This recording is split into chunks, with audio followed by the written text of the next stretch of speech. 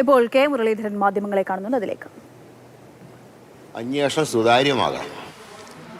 തെറ്റാര് ചെയ്താലും ശിക്ഷിക്കപ്പെടണം. അതുകൊണ്ട് ഇതൊക്കെ ചോദ്യം ചെയ്തു. അതിനെക്കുറിച്ചിട്ടുള്ള വിശദമായിട്ടുള്ള കാര്യങ്ങളൊന്നും അറിയില്ല. ഏതായാലും തുടർ നടപടികൾ ഞങ്ങൾ സസൂക്ഷ്മം നോക്കുകയാണ്.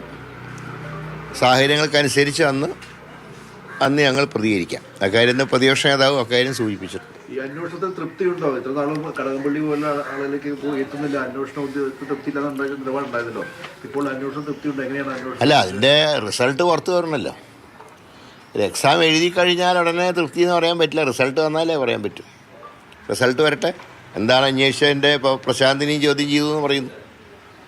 അപ്പോൾ ഞാൻ പറയുന്നത് ചോദ്യം ചെയ്യലും അതിനൊരു സുതാര്യത ഉണ്ടാവണം. അങ്ങനെ രഹസ്യമായിട്ട് ചോദ്യം ചെയ്യേണ്ട കാര്യങ്ങളല്ല ഓരോ വിഷയത്തിലും. ഇപ്പോൾ മുമ്പ് വരവിൽ കവിഞ്ഞ സ്വത്ത് സമ്പാദിച്ചു എന്ന് പരാതി വന്നപ്പോൾ മുഖ്യമന്ത്രിയായിരുന്ന എ കരുണാകരനെ എറണാകുളം ഗസ്റ്റ് ഹൗസിൽ, ആ വിഷയമാണ് എൻ്റെ ഓർമ്മ, 98-ലോ 99-ലോ മറ്റോ, അദ്ദേഹത്തിനെ 3 മണിക്കൂറാണ് തുടർച്ചയായിട്ട് ഗസ്റ്റ് ഹൗസിൽ അന്ന് ചോദ്യം ചെയ്തു. എല്ലാ മാധ്യമങ്ങളൊക്കെ പുറത്തുണ്ടായിരുന്നു. അതുകൊണ്ട് അന്ന് മുൻ മുഖ്യമന്ത്രിയോട് കാണിക്കാത്ത ഒരു സൗജന്യം കടകംപള്ളിയോട് കാണിക്കുന്നത് എന്താണെന്ന് മനസ്സിലായിട്ടില്ല. ഏതായാലും അന്വേഷണത്തിൻ്റെ റിസൾട്ട് പുറത്തു വരട്ടെ.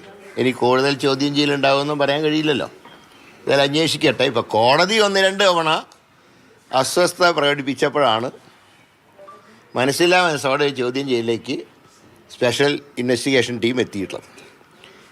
പിന്നെ അവരെ സംബന്ധിച്ച് ഞങ്ങൾ ആദ്യം ഒരു കാര്യം പറഞ്ഞു, അവർക്ക് ചില പരിമിതികളുണ്ട്. കാരണം അവർ പിണറായിൻ്റെ കീഴിൽ പ്രവർത്തിക്കുന്ന ഉദ്യോഗസ്ഥന്മാരാണ്. അപ്പോൾ ഈ വിഷയത്തിൽ അവർക്ക് കോടതി സ്വാതന്ത്ര്യം നൽകിയിട്ടുണ്ടെങ്കിലും ഇതിൽ പങ്കെടുത്ത ഉദ്യോഗസ്ഥന്മാരുടെ ഭാവി കാര്യങ്ങൾ തീരുമാനിക്കുന്നതിൽ മുഖ്യമന്ത്രിക്ക് റോളുണ്ടല്ലോ, ആഭ്യന്തരമന്ത്രി കൂടിയായിട്ടുള്ള. അപ്പം അതുകൊണ്ട് ഭാവിയിൽ ദോഷം ഉണ്ടാക്കും എന്നുള്ളൊരു ഭയം സ്വാഭാവികമായിട്ടും പോലീസ് ഉദ്യോഗസ്ഥന്മാർക്കും ഉണ്ടാവും. അതുകൊണ്ടാണ് ഞങ്ങൾ മറ്റ് ഏജൻസികൾ വേണമെന്ന് പറയാൻ കാരണം. ഏതായാലും അന്വേഷണം നടക്കട്ടെ. ദാസിനെ ഇതുവരെയായിട്ട് ചോദ്യം ചെയ്തതായിട്ട് അറിവില്ല. അദ്ദേഹം ഒരു IPS ഉദ്യോഗസ്ഥൻ്റെ പിതാവ് കൂടിയാണ്. അപ്പോൾ അദ്ദേഹത്തിന് മാത്രം ഒരു എക്സംഷൻ കൊടുത്തിട്ടുള്ളതിൻ്റെ കാരണവും മനസ്സിലായിട്ടില്ല അതുവരെ. ഏതായാലും ഇത്രയും എത്തിയത് ഹൈക്കോടതിയുടെ മേൽനോട്ടുള്ളത് കൊണ്ട് മാത്രമാണ്.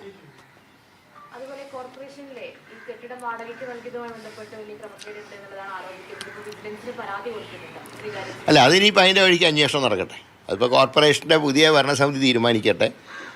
ഇതിപ്പോൾ കുറേ കാര്യങ്ങളുണ്ട്. 40 വർഷത്തെ ചരിത്രം ഉണ്ടല്ലോ, അതൊക്കെ ഒന്ന് പരിശോധിക്കട്ടെ. ഇപ്പം ഞങ്ങളതിലിപ്പോൾ ആരും വശം പിടിക്കുകയല്ല.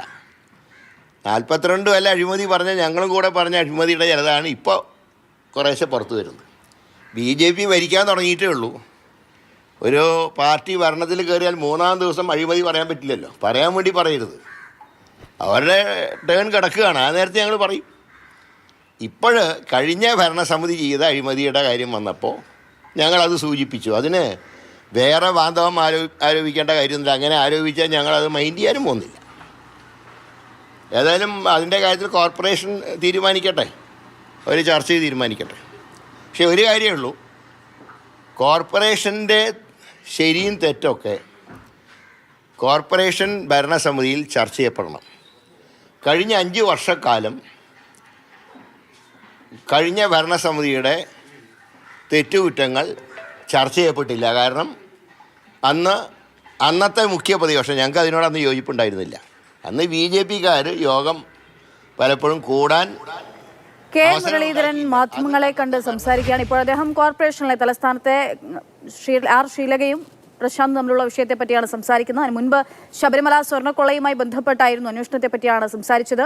മുഖ്യമന്ത്രിക്ക് കീഴിലുള്ള ആഭ്യന്തരമന്ത്രിയായ പിണറായി വിജയന് കീഴിലുള്ളവർ തന്നെയാണ് കേസ് അന്വേഷിക്കുന്നതിരിക്കട്ടെ. അവർക്ക് മേൽ സമ്മർദ്ദമുണ്ടാകും. അവരുടെ മുന്നോട്ടുള്ള കാര്യങ്ങൾ ഉൾപ്പെടെയുള്ളതിൽ അവർക്ക് ആശങ്കയുണ്ടാവുകയും ചെയ്യും. അത് അന്വേഷണത്തിൽ